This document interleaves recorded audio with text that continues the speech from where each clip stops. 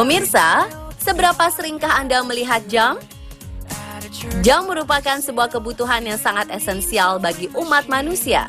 Tanpa benda yang satu ini, mungkin Anda tidak akan bisa menentukan agenda yang akan dilakukan dalam sehari-hari. Berbicara soal jam, apakah Anda tahu perkembangan jam dari masa ke masa? Jika belum, mari kita simak perkembangannya dalam Now and Then episode jam.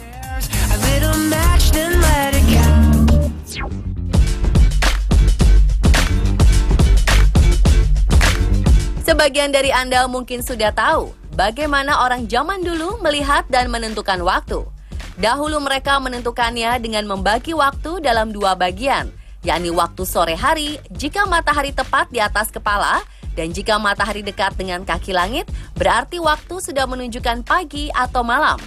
Melihat waktu menjadi hal yang esensial untuk menentukan aktivitas kegiatan sehari-hari, barulah mereka membuat sebuah alat yang bernama jam, sebagai alat yang efektif untuk menentukan acuan waktu yang tepat dan spesifik.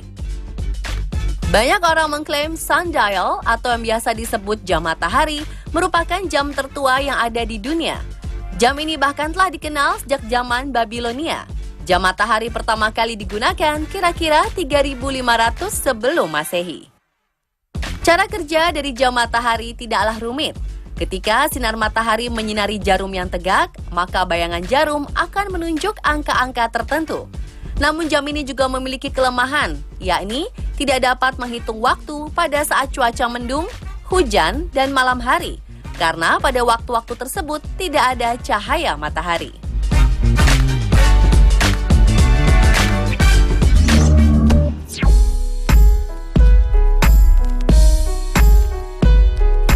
Selanjutnya, sekitar tahun 1400 sebelum Masehi atau sekitar 3.400 tahun yang lalu, jam air ditemukan di Mesir.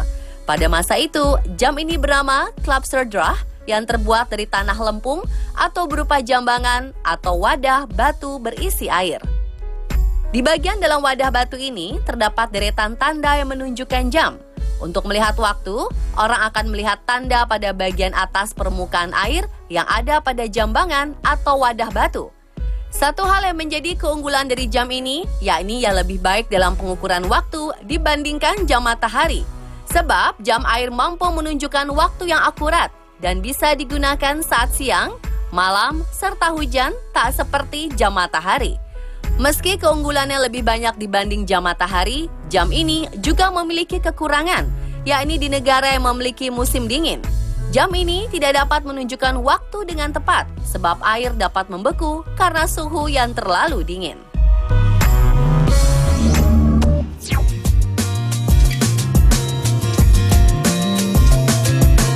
Beralih ke 1.200 tahun yang lalu, alat pengukur waktu berupa gelas-gelas pasir mulai digunakan. Pasir tersebut diletakkan dalam sebuah tempat dari kaca yang menyempit pada bagian tengahnya. Tetesan pasir dari sebuah lubang kecil itu dapat digunakan untuk mengukur waktu seperti halnya tetesan air pada jam air. Cara kerja dari jam pasir ini tidak terlalu rumit, sebab pasir yang ada di salah satu tabung akan mengalir ke tabung yang ada di bawahnya melalui saluran penghubung yang sempit. Jika semua pasir telah mengalir ke tabung yang ada di bawahnya, maka satuan waktu tertentu, misalnya 1 jam, telah terlewati.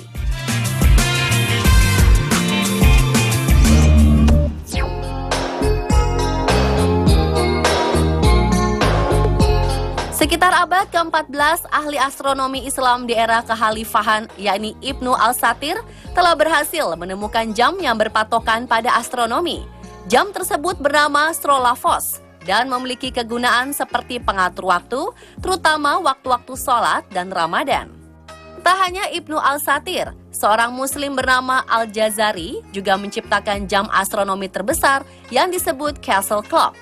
Konon, jam astronomi ini dianggap menjadi analog komputer terprogram pertama yang ada di dunia. Menurut Howard R. Turner, dalam karyanya yang bertajuk Science in Medieval Islam, jam ini merupakan sebuah alat yang lengkap dengan ketinggian 11 kaki dan memiliki fungsi ganda di samping sebagai alat pengukur waktu, yakni bisa digunakan untuk menunjukkan ramalan bintang serta orbit matahari dan bulan.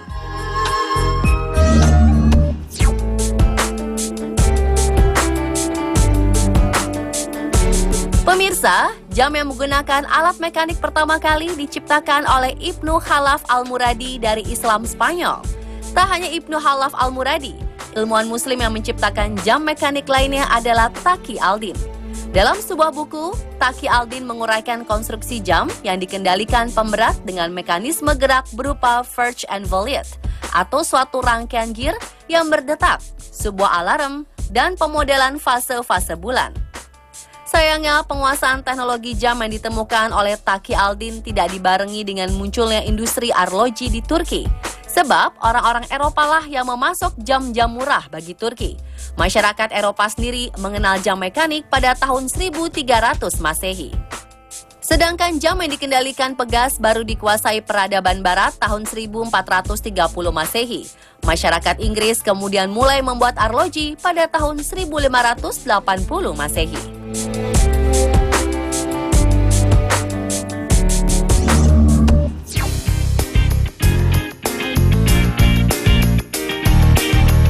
Setelah jam mekanik, jam analog kemudian muncul sekitar tahun 1600 Masehi.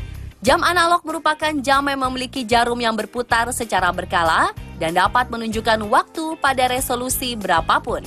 Pesatnya perkembangan teknologi, jam analog kemudian tergantikan karena kemunculan jam berbentuk digital yang merupakan penyempurnaan dari jam analog. Sebenarnya, jam analog dan jam digital memiliki cara kerja yang sama.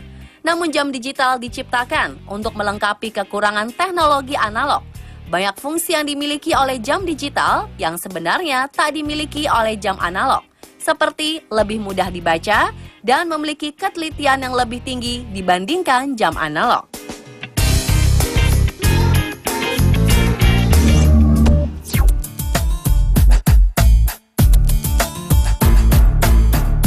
Setelah kemunculan jam analog dan jam digital, pada tahun 1949 muncullah jam atom.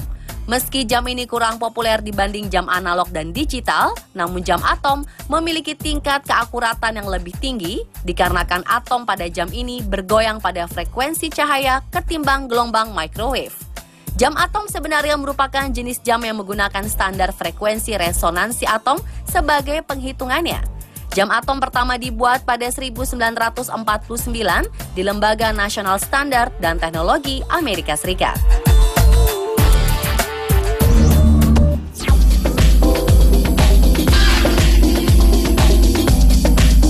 Perkembangan jam nampaknya tak ada habisnya. Di era modern seperti sekarang ini, jam tak hanya berfungsi sebagai penunjuk waktu, namun memiliki kelebihan dari sisi teknologi. Seperti pada tahun 1941, jam tangan dengan merek Mimologa memproduksi sebuah jam tangan dengan menggunakan perhitungan algoritma dalam jam tangan manual buatannya.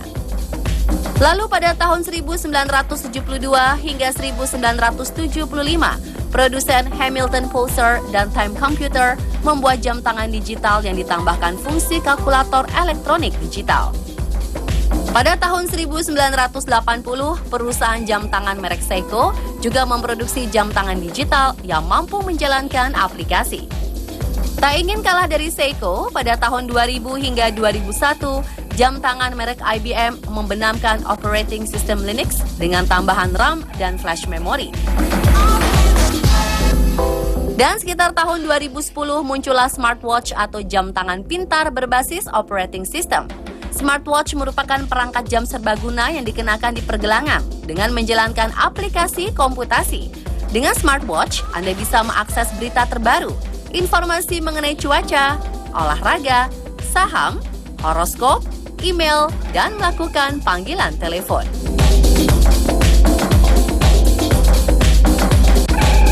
Dan pemirsa, itulah perkembangan jam dari masa ke masa versi on the spot.